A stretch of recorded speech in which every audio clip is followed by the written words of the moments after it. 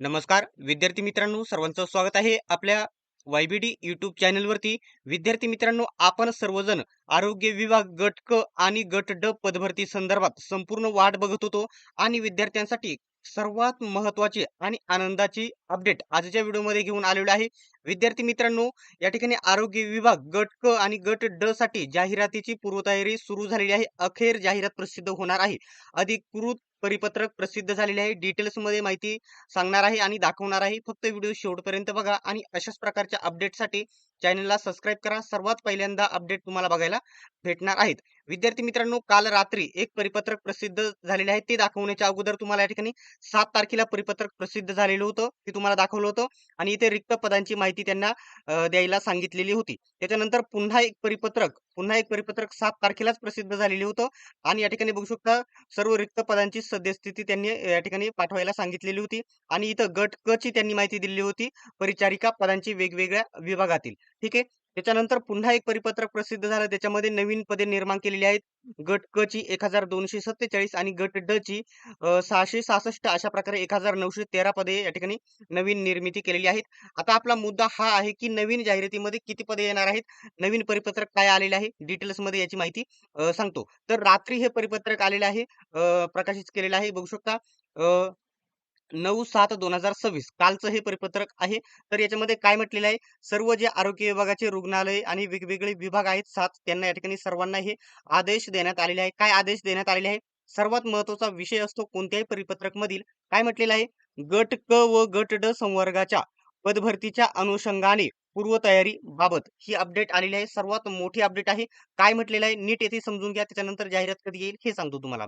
इथं म्हटलेलं आहे, उपरोक्त विषयाच्या अनुषंगाने गट क व गट ड संवर्गाच्या पदभरती 2026 प्रस्तावित आहे. म्हणजे या ठिकाणी येणे लवकरच प्रस्तावित आहे. त्या अनुषंगाने पूर्वतयारी करण्याच्या उद्देशाने सर्व नियुक्ती प्राधिकारी यांनी बिंदू नामावली व वॅकन्सी मॅट्रिक्स तयार करून प्रमाणित करून घेणे आवश्यक आहे. ते कोणाकडून? तर येथे बघू शकता, याच्यामध्ये पेसा आणि नॉन पेसा दोन्ही जागा असतात. यास्तव आपणास कळवण्यात येते की आपल्या कार्यालयाच्या अंतर्गत येणाऱ्या गट क आणि गट ड मधील सर्व संवर्गाची बिंदू नामावली व वॅकन्सी मॅट्रिक्स व पेसा नॉन पेसा प्रमाणे तयार करून मागासवर्गीय कक्षाकडे कधीपर्यंत 13/7/2026 पर्यंत सादर करण्याची कार्यवाही करावी. तर आज तारीख आहे 10, म्हणजे कंप्लीट 3 दिवसांनी लगेच या ठिकाणी ही संपूर्ण या ठिकाणी रिक्त पदांची बिंदू नामावली तयार करून आणि मॅट्रिक्स पद्धतीने तक्ता तयार करून कोणाकडे पाठवायला सांगितलेलं आहे? मागासवर्गीय कक्षाकडे पाठवायला सांगितलेले आहे. मागासवर्गीय कक्षाकडून एकदा तपासणी झाल्याच्या नंतर पुढील दिवसामध्ये लगेच जाहिरात प्रसिद्ध होते. त्यांच्या मनावरती असते कधी जाहिरात. तर विद्यार्थ्यांचा फायनल शेवटचा प्रश्न आहे की जाहिरात कधीपर्यंत प्रसिद्ध होईल?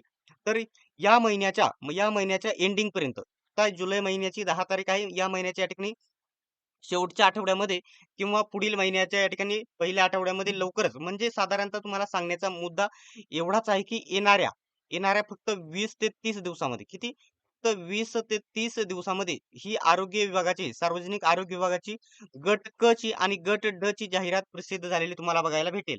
कारण हे परिपत्रकच तसं आलेलं आहे आणि येणाऱ्या 3-4 दिवसापासून आरोग्य विभागाचे वेगवेगळे परिपत्रक प्रसिद्ध केले जात आहे. आणि पावसाळी अधिवेशनामध्ये आरोग्य मंत्र्यांनी सांगितले की याची जी पदभरती आहे जलद गतीने राबवली जाईल, याचं आश्वासन त्यांनी संपूर्ण या ठिकाणी पावसाळी अधिवेशनामध्ये दिलेलं आहे.